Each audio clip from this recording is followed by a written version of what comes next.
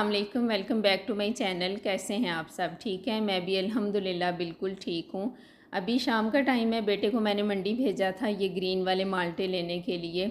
और मंडी का जो प्रॉपर टाइम है ना वो तो सुबह का ही होता है, लेकिन कुछ चीज़ें ऐसी हैं जो शाम में भी मिल जाती हैं। मुझे नहीं पता था, मैंने ऐसे ही अपनी हेल्पर के सामने बात की कि मैंने माल्टे मंगवाने हैं, लेकिन बेटे के पास टाइम नहीं होता। सुबह में वो लेट उठता है, फिर उसके बाद कॉलेज अकेडमी, तो बस इसी तरह की रूटीन है। तो वो मुझे कहती कि वो तो शाम में भी मिल जाएंगे, क्योंकि वो मंडी के साथ ही रहती है। तो इसलिए उसे पता था शाम के टाइम मंडी में सामान आ रहा होता है, चीज़ें लोड अनलोड हो रही होती हैं, कुछ चीज़ें लोड होकर दूसरे सिटीज़ को जाती हैं, और जो साथ साथ वाले गांव हैं ना वहाँ से इस तरह माल्टे वगैरह आते हैं, वो अनलोड होते हैं, फिर वो सुबह के लिए सेट करके रख लेते हैं। मेरा बड़ा दिल था ये खाने को। वो कहते हैं ना कि किसी चीज़ की क्रेविंग होती है, तो बस वो वाला हाल था। मैंने फिर बेटे को भेजा कि आप लेके आओ। और शाम में ऐसे हर चीज़ नहीं मिलती, बस कुछ मखसूस चीज़ें हैं जो मिल जाती हैं। रेट का भी ज़्यादा फ़र्क नहीं था। और आजकल के बच्चों को पता ही नहीं है कि ये भी खाते हैं। जब मैंने मंगवाए हैं ना तो बेटी देख के कह रही थी कि अभी पके नहीं हैं, आपने पहले ही मंगवा लिए हैं। मैंने कहा सही है, ये भी ठीक है। और छोटे बेटे को पता था, क्योंकि वो एक दिन स्कूल से एक लेके आया था, उसके किसी फ्रेंड ने दिया था, तो उसे खाने में भी मज़ा आया था। वो कह रहा था कि ठीक है आप मंगवा लो। और हम दोनों नहीं खाए हैं, जो बड़े दोनों हैं ना उन्होंने तो बस ऐसे ना होने के बराबर ही खाए हैं। और हमने तो भाई अपने स्कूल टाइम में ये बहुत खाए हैं। जो लड़कियां गांव से आती थी ना वो ये माल्टे और कच्चे वाली अम्बियाँ लेके आती थी, साथ में एक शापर में नमक भी होता था। तो हमने तो फुल मज़े ले लेके खाए, इसलिए हमारा अब भी दिल करता है खाने को। और हम पंजाबी की ज़ुबान में तो इन्हें मौसमी कहते हैं, आप पता नहीं क्या कहते होंगे, क्योंकि कुछ चीज़ें ऐसी होती हैं ना कि एरिया के हिसाब से भी उनका नाम पड़ जाता है। और अब कुछ इंडियन व्लॉगर्स ऐसे हैं, उनके व्लॉग में मैंने उन्हें मौसमी कहते सुना है कि हमने मौसमी का जूस पिया। तो तब से मुझे लगता है कि शायद इनका सही नाम मौसमी है, हम पंजाबियों ने इसे मौसमी बना दिया है। तो पता नहीं ठीक क्या है अब। और अब ये शाम का टाइम है, मैं किचन में खाना बना रही थी, तो साथ साथ फिर मैंने सूखा धनिया था वो भी ग्राइंड कर लिया। ये मैंने दिन के टाइम साफ़ करके ना धूप पे रख दिया था, सारा दिन ये अच्छे से सूखा है। इससे ना फिर बड़ा अच्छा ग्राइंड हो जाता है, इसमें कोई स्मेल वगैरह नहीं रहती। और जितना टाइम भी ये आप बॉक्स में बंद करके रखेंगे ना, कीड़ा वगैरह भी नहीं लगता इसमें। तो इसलिए जितने भी इस तरह के मसाले हैं ना, उन्हें आप ग्राइंड करने से पहले अच्छी तरह साफ़ करके धूप लगवा लिया करें।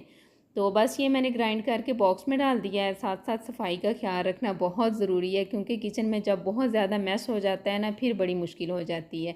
और जब आप किचन में खाना बना रहे हो ना तो इस तरह के छोटे छोटे काम साथ ही कर लिया करें, क्योंकि उतना टाइम किचन में खड़े तो होना ही होता है। तो साथ फिर कोई ना कोई और काम हो जाए तो वही टाइम बच जाता है, रेस्ट के लिए थोड़ा टाइम फिर मिल जाता है।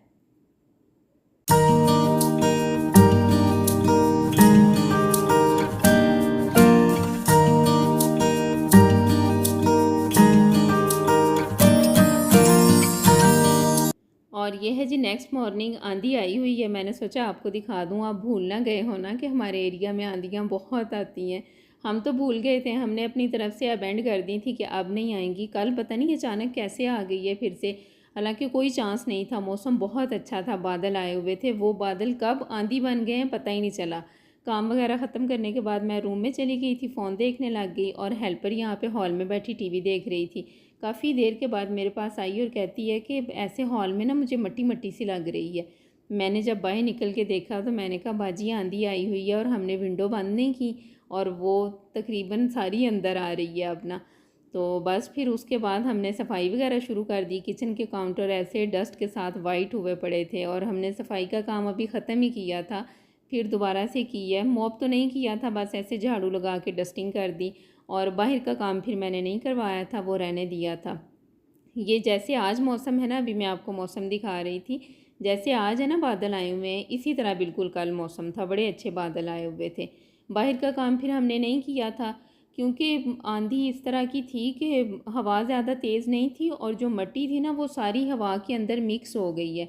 और ये तकरीबन सुबह 11 साढ़े 11 बजे शुरू हुई है, और शाम 6 बजे तक इसी तरह का मौसम रहा है कि ना वो चली है ना ख़त्म हुई है, बस ऐसे सारा दिन थोड़ी थोड़ी गिरती रही है ना। तो फिर बाहर की सफाई का कोई फ़ायदा नहीं था। मैंने उसे कहा कि ठीक है आप चले जाओ, कल जल्दी आ जाना, तो हम फिर सुबह कर लेंगे बाहर का काम। और 10 बजे का टाइम था जब मैंने काम करना शुरू किया है। हेल्पर आज काफ़ी लेट आई है, वैसे ये तकरीबन 7:30 आ जाती है, ज़्यादा लेट भी हो तो 8:30 तक आ जाती है। आज टाइम काफ़ी ज़्यादा हो गया था तो मैंने समझा शायद ना आए, तो बस मैंने फिर खुद ही करना शुरू कर दिया। जब तक ये आई है ना, मैंने बाहर का तकरीबन आधा काम कर लिया था, फिर वो करने लग गई और मैं अंदर आ गई थी। उसका बाहर का काम ख़त्म करने तक ना मैंने अंदर का भी आधा काम कर लिया था। और जब इस तरह आंधी वगैरह आती है ना, फिर काम साथ में ख़ुद करवाना पड़ता है, क्योंकि वो भी हमारी तरह इंसान हैं, थक जाती हैं, फिर उन्होंने दूसरे घरों में भी जाना होता है। अगर साथ खुद ना करवाएं ना तो टाइम भी बहुत लग जाता है, सारा दिन सफाई का काम ही चलता रहता है फिर। और वैसे भी मुझे लगता है कि अगर अल्हम्दुलिल्लाह आपको कोई हेल्थ इश्यूज़ नहीं है, आप हेल्दी हैं, तो फिर अपने घर का काम खुद करना चाहिए, भले आप हेल्पर के साथ ही मिल के करें।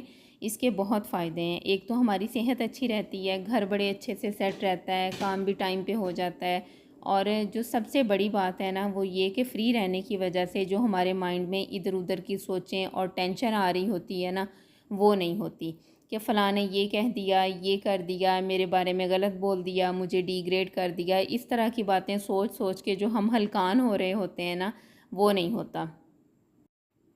और बाज़ औक़ात तो हमें इन छोटी छोटी बातों को सोचने की इतनी आदत हो गई होती है कि जिस बात से हमारा कोई लेना देना नहीं भी होता ना, हमें उसकी भी टेंशन हो रही होती है। जिसने जो कहना था कह दिया, जो करना था कर लिया, उसे उसके हाल पे छोड़ दें।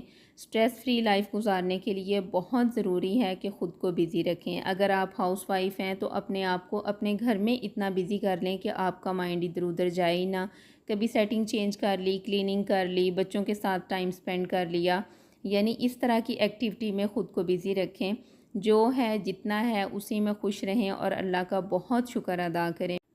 और मेरे अब्बू हमेशा एक बात कहते हैं कि अगर आप सेहतमंद हैं, आपके पास अपना घर है, छोटा बड़ा जैसा भी है, हस्बैंड का माकूल रोज़गार है, आपके बच्चे हैं और वो बेऐब हैं, तो आप दुनिया के खुशकिस्मत तरीन इंसान हैं। इसके लिए अल्लाह का बहुत शुक्र अदा करें, क्योंकि आप बहुत ब्लेस्ड हैं। जो सब आपके पास है ना, ये बहुत सारे लोगों का ख्वाब है। तो इसलिए हर छोटी छोटी चीज़ के लिए शुक्र अदा करना सीखें। इधर उधर की बातों को सोच के टेंशन ना लें, अपने आप को परेशान ना रखें, इसका कोई फ़ायदा नहीं है। और कुछ लोग बहुत सेंसिटिव होते हैं, हर छोटी छोटी बात को सोचते हैं, ओवर थिंकिंग करना उनकी आदत होती है और ये अपने इख्तियार में नहीं होता। किसी भी बात की टेंशन हो तो वो बस माइंड में बैठ जाती है कि वो निकलती नहीं है, जितनी भी कोशिश कर लें। तो इस सब के लिए ना मैंने कहीं पे एक चीज़ पढ़ी थी, तो मैंने सोचा आपके साथ भी ज़रूर शेयर करूँगी। उसके मैजिकल रिज़ल्ट्स हैं और मैं ख़ुद भी वो प्रैक्टिस कर रही हूँ। सजदा शुक्र अदा करना है और उसका तरीका ये है कि जब आप नमाज़ पढ़ लें ना, नमाज आपकी मुकम्मल हो जाए, उसके बाद एक सजदा करना है जिसमें आपने 7 बार अल्हम्दुलिल्लाहि रब्बिल आलमीन पढ़ना है। उसके बाद और फिर जैसे आप रूटीन की दुआ मांगते हैं, दुआ मांग लेनी है। आप ये प्रैक्टिस करें, आपकी ज़िंदगी में इतना सुकून आ जाएगा ना, मेंटली तौर पे आप इतने रिलैक्स हो जाएंगे कि जैसे कुछ हुआ ही नहीं है, और आप फिर कभी भी नहीं छोड़ेंगे। इसके साथ साथ दिन में कभी भी 3 बार सूरत इखलास पढ़ लिया करें, इसका भी बहुत फ़ायदा है, ज़्यादा टाइम भी नहीं लगता। वैसे तो हर कोई अपने आप को सेट रखने के लिए कुछ ना कुछ कर ही रहा होता है, लेकिन कुछ चीज़ें ऐसी होती हैं कि हम कुछ टाइम के लिए करते हैं फिर भूल जाते हैं। और सजदा शुक्र का ये है कि ये नमाज के साथ ही अदा करना है, तो फिर याद भी रहेगा। जैसे ही नमाज़ पढ़ेंगे साथ ही वो भी कर लेंगे, ज़्यादा टाइम भी नहीं लगता, बस ऐसे मुश्किल से 15 से 20 सेकंड लगते हैं। तो ये आपने ज़रूर करना है, इसके बहुत अच्छे रिज़ल्ट्स हैं। ठीक हो गया? तो बस ये सब आपने ज़रूर करना है, और इसके जो भी रिज़ल्ट्स हो ना, अपना फ़ीडबैक मुझे कमेंट सेक्शन में लाज़मी दें। और सबसे अहम बात, अगर अभी तक आपने मेरे चैनल को सब्सक्राइब नहीं किया तो प्लीज़ कर दें, और साथ में बेल आइकन भी प्रेस कर दें ताकि मेरे आने वाले ब्लॉग्स आप देख सकें। और बातों ही बातों में इतना टाइम हो गया था, मैंने साथ साथ इतने ज़्यादा काम कर लिए हैं। और आज दोपहर के खाने में मैंने चावल बनाए थे, सिंपल ही बनाए थे, इसलिए फिर रेसिपी शेयर नहीं की। बच्चे स्कूल से आ गए थे, अब हम खाना खाएँगे। और आज के व्लॉग में एक मेन रेसिपी भी थी, लेकिन व्लॉग बहुत लंबा हो रहा था तो फिर मैंने वो ऐड नहीं की। इंशाल्लाह नेक्स्ट व्लॉग में आपके साथ शेयर करूँगी। और चने मेरे पास पड़े हुए थे, रात में मैंने अच्छी तरह साफ़ करके भिगो दिए थे और सुबह थोड़ा सा नमक डाल के बॉईल कर लिए। अभी ठंडे हो गए थे तो ज़िप लॉक पैकेट में डाल के रख दूँगी। इस तरह से अगर बॉईल करके रखे हो ना तो बड़ी आसानी हो जाती है। बच्चे जब भी फरमाइश करें कि हमने दही बड़े या आलू चना चाट खाने हैं तो फ़ौरन से उसमें भी डाल लेते हैं। कभी पकाने की कुछ समझ ना आ रही हो तो सालन भी बन जाता है, और चावलों वगैरह में भी डाल सकते हैं। तो फ्रीज़र में इस तरह कोई ना कोई चीज़ होनी चाहिए जो इमरजेंसी में बन सके।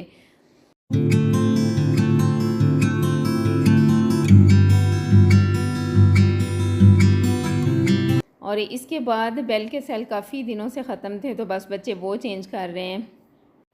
और इसका कुछ इस तरह का सिस्टम है कि बिजली और सेल दोनों का होना ज़रूरी है, फिर ये चलती है। अभी तकरीबन 1 वीक हो गया था, सेल ख़त्म हो गए थे। जो भी आता है ना वो बेल दे दे के उसके बाद फिर कॉल करता था, फिर हमें पता चलता है। तो मैंने कल शाम में मंगवा लिए थे। अभी बेटा जब एकेडमी से वापस आया है ना तो फिर वो चेंज कर रहा है। और ये जो छोटा है ना, इसका हर काम में होना ज़रूरी है जो बड़ा बेटा करता है। अभी भी ये ज़िद करके सीढ़ी के ऊपर चढ़ा हुआ था कि मैंने चेंज करने हैं। काम इसका कोई नहीं होता, बस ऐसे छेड़ा-छाड़ी होती है। फिर इसे हल्का सा करंट लगा है तो ये खुद ही नीचे उतर आया है। तो बस यहीं तक था मेरा आज का व्लॉग। आई होप कि आपको अच्छा लगा होगा। अच्छा लगे तो लाइक ज़रूर करें, और अगर आप मेरे चैनल पे न्यू हैं तो प्लीज़ सब्सक्राइब भी कर दें। आपसे मुलाकात होगी नेक्स्ट व्लॉग में। अपना बहुत ख्याल रखें। अल्लाह हाफ़िज़।